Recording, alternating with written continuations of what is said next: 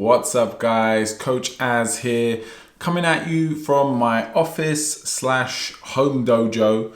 Once again, the UK is in lockdown or tier 4, whatever you want to call it. So my physical classes are closed. I am, of course, teaching my students online, but I thought while I'm here and while I've got the extra time, I'll provide a bit more content for the YouTube page as best I can. So I'm going to start with answering some of the most common questions I get asked as an instructor, in hopes that any martial artist out there that gets asked this or wants to ask this question to their coach, this is just a point of reference for you. So today's question is, how best to divide up my training?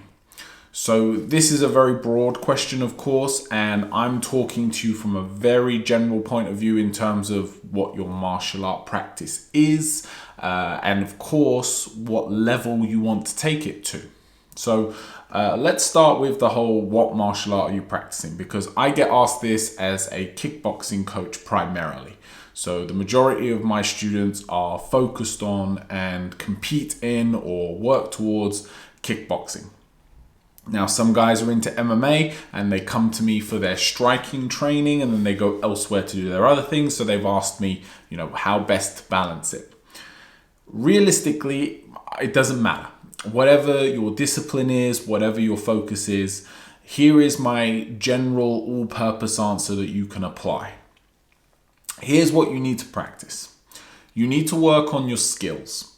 Skills are your technique, your timing, your movement, your combinations. It's the martial art in itself. So it's practicing in striking your jab cross. In grappling, it's practicing your armbar or your transition into mount.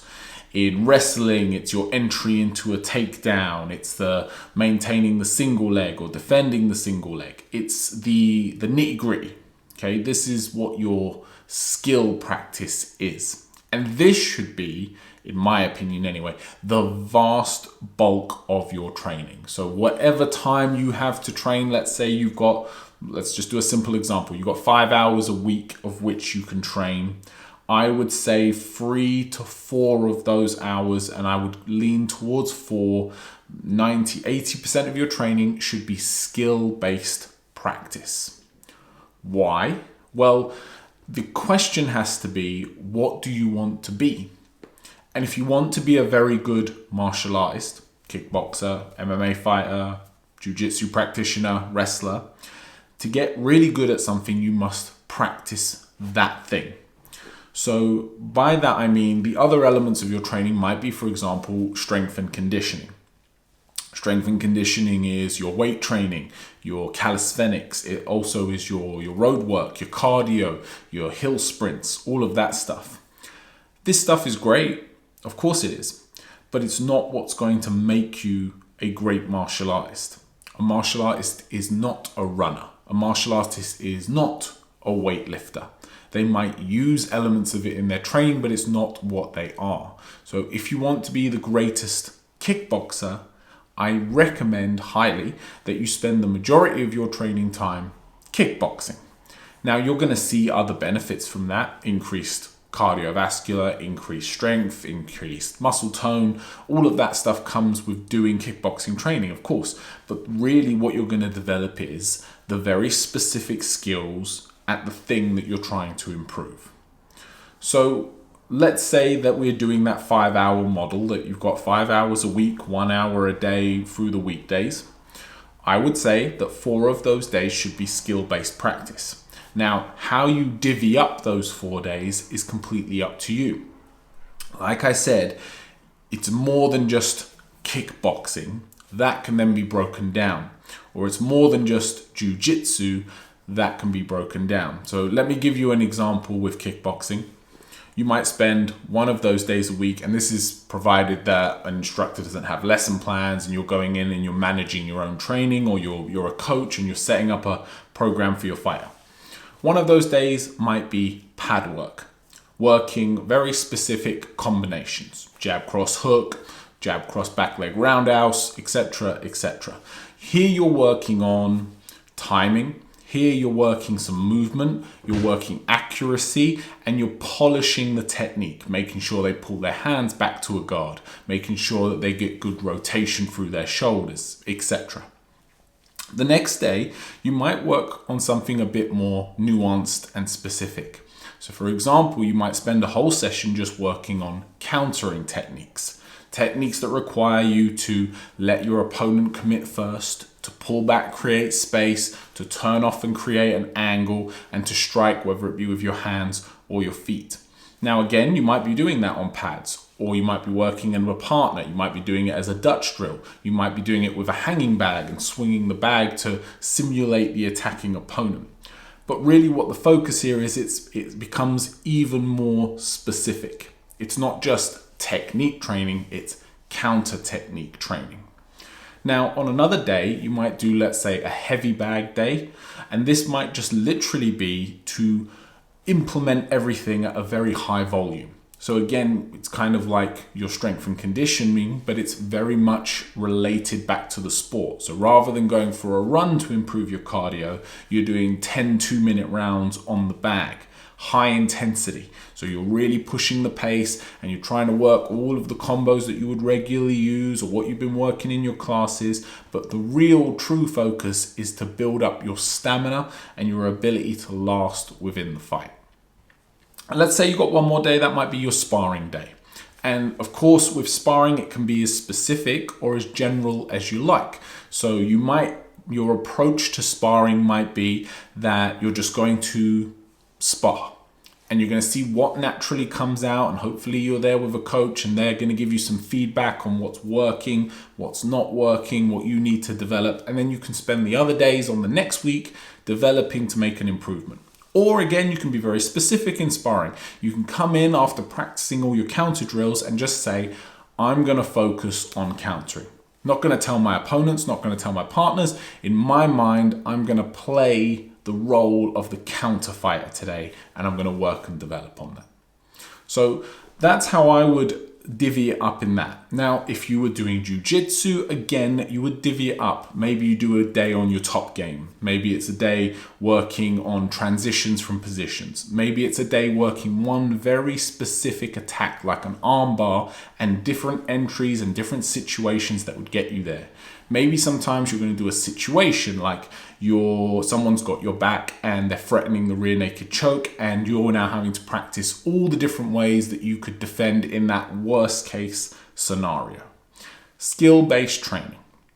Now, let's talk about that last 10% of your training, that last day, the 5th day. What could you include? What should you include? And again, it comes down to what your focus is. And it also comes down to what is required for you on a personal level.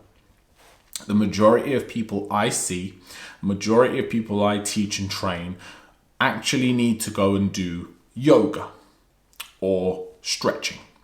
They're not flexible enough. They lack mobility. So for our sport of kickboxing in particular, and especially our style of freestyle kickboxing, which is very lead leg dominant, a lot of head kicks carry a high weight in terms of our scoring. It's very beneficial of you to have the ability to lift your leg, mobilize it, and get a kick up to the head. That being said, the majority of people, they have the knowledge, they have the understanding, they have the physicality in terms of the strength and the speed and all the rest of it, but they simply lack the mobility. So rather than getting them to go lift weights or go for runs, I would prefer that they spend that time stretching. Now, this might not be 1 hour, 1 day of the week. This might be divvied up through your 5 days, 10 minutes at the start of each session, 10 minutes at the end, etc. You get the idea. But in terms of a percentage of your training, it's 10 to 20%. Some people do need some strength, especially like young adults. I don't like to prescribe it too much for teenagers, but once you're a fully developed young man or woman, you might come into the martial arts looking to get fit, and maybe you develop a level of fitness, but now you need to kind of support that fitness with a level of athleticism, which can come from and can be massively benefited from a strength routine. So starting to lift weights, compound movements, and even just the basics of calisthenics, body weight exercises, plyometrics, explosive movements, isometrics, holding positions, etc. All of this can help develop you to be more of a better athlete in general, which you can then specify down into your martial arts and sports. So I know that's not a very clear or specific answer, and really I'm not trying to give that to you. I'm trying to give you food for thought when you're trying to figure out and decide for yourself. My biggest recommendation is always to discuss it with your coaches. If you are the coach and you're making these decisions for your fighters, always try to map things out so that you can assess it over time. So let's say you're going to implement this system into your fighters.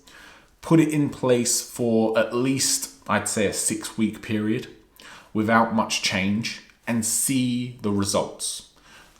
Do they get sharper? Does their technique improve? Does that amount of stretching benefit them? Does that amount of strength work make any difference in the gym? And then you can adjust it periodically. Maybe they don't need the flexibility work, they just need to maintain that. So 5-10 minutes at the end of each session is plenty for them. Maybe they're plenty strong and athletic and flexible, in which case you can just get very specific with them. They can just skill practice all the time, with the occasional break from it just to break up the routine and of course maintain that athleticism, maintain that physicality in other areas. So guys, I hope that's helpful. That's how I approach with my guys and with myself in terms of breaking down a practice. Remember, if you are coming at it from the point of view of being a martial artist, then your priority should be to train in the martial arts. Everything else is secondary to that. Your strength training, your weightlifting, your running, your stretching, all of that comes second to making sure that you are putting in the rounds and putting in the time with the technique.